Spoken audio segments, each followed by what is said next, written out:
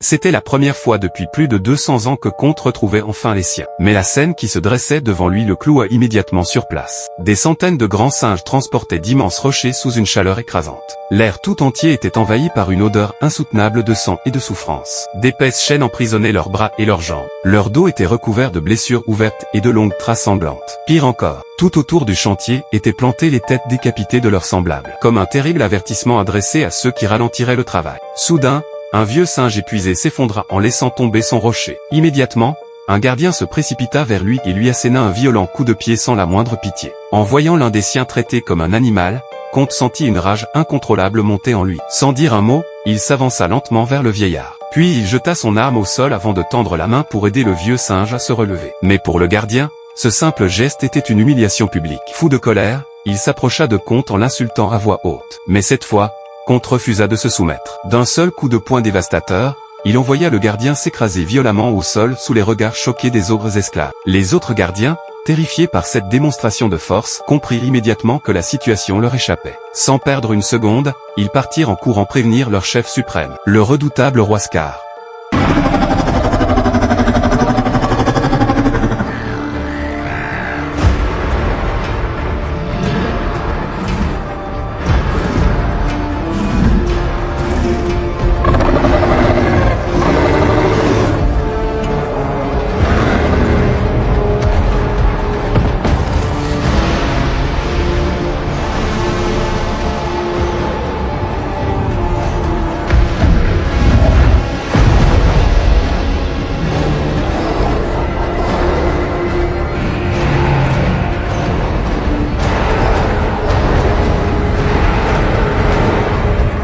Après avoir longuement observé Comte, le roi Scar remarqua immédiatement quelque chose d'anormal. Dans la bouche du grand singe se trouvaient des dents fabriquées en alliage de titane. Une technologie humaine implantée directement sur le corps d'un titan. Aux yeux du roi Scar, cette vision était une véritable abomination. Voir une création des humains souiller le corps noble d'un des leurs représentait la pire humiliation imaginable pour leur espèce.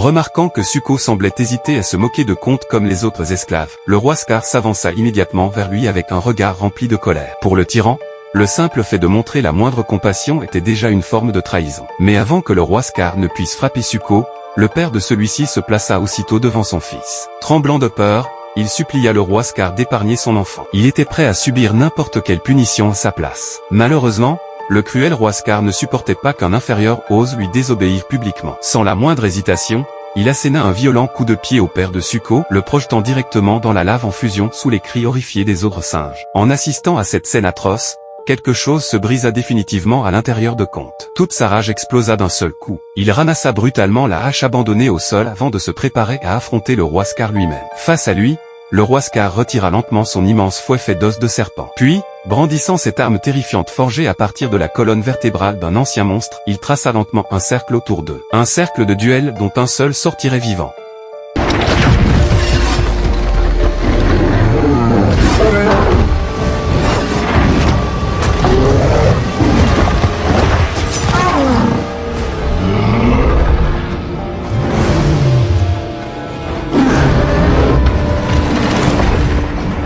Face au roi Scar, spécialiste des attaques à longue portée, Comte se retrouva immédiatement en difficulté. Habitué aux combats rapprochés et brutaux, il ne parvenait même pas à s'approcher suffisamment pour riposter. D'un violent coup de pied, le roi Scar l'envoya s'écraser lourdement au sol. Mais ce n'était que le début. Au beau milieu de l'affrontement, le fouet du roi Scar s'enroula brutalement autour du bras droit de Comte. La douleur fut si soudaine qu'il lâcha son arme instantanément. Profitant de cette ouverture, le roi Scar bondit derrière lui avec une rapidité terrifiante. Puis, il utilisa son immense fouet comme une corde métallique, qu'il serra violemment autour du cou de Comte pour l'étrangler sur place.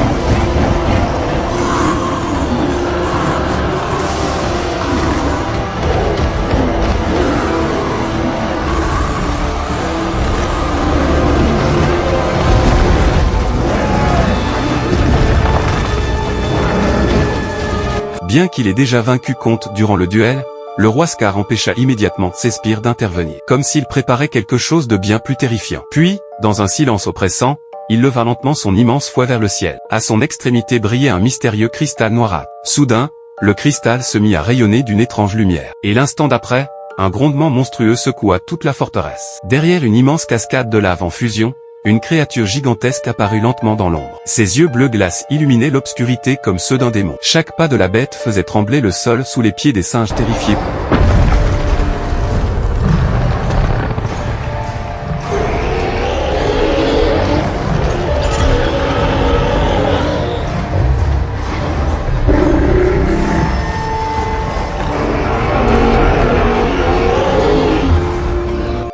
Le gigantesque monstre blanc tenta désespérément de résister. Son corps tremblait de colère, comme s'il luttait contre une force invisible. Mais le cristal que tenait le roi Scar semblait contrôler chacun de ses mouvements. Peu importe sa volonté, la créature ne pouvait pas désobéir. Un sourire cruel apparut alors sur le visage du roi Scar. Lentement, il pointa le cristal droit vers Comte. Et immédiatement, les yeux bleu glace du géant blanc changèrent d'expression. Comme possédé par une force surnaturelle, le monstre poussa un rugissement terrifiant avant de se ruer violemment vers Comte pour l'attaquer.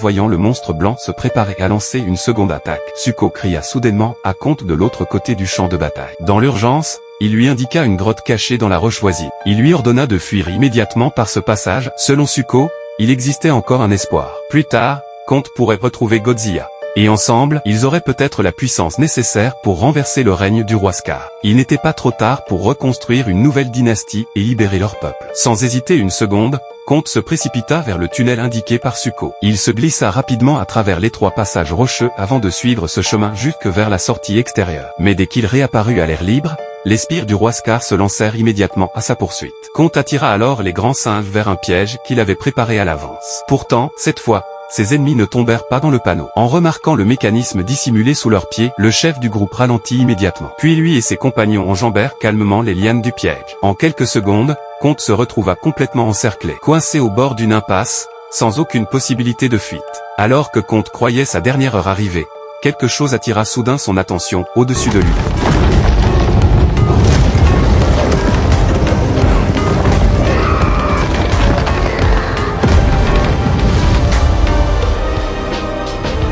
En levant les yeux, il aperçut Zuko au sommet des falaises. En secret, celui-ci venait de pousser plusieurs énormes rochers dans le vide. Les pierres dévalèrent la pente à toute vitesse avant d'écraser brutalement les sbires du roi Scar. Grâce à cette intervention inattendue, Comte échappa de justesse à une mort certaine. Après avoir fui la zone, Comte continua d'avancer malgré son bras complètement gelé et presque inutilisable. Épuisé et blessé, il se dirigea vers le village de la tribu Iwi dans l'espoir d'obtenir de l'aide. Mais dans sa précipitation, il ne remarqua pas une chose inquiétante. Depuis le début, 15 sbires du roi Scar le suivaient discrètement dans l'ombre. Et désormais, il connaissait l'emplacement exact du village.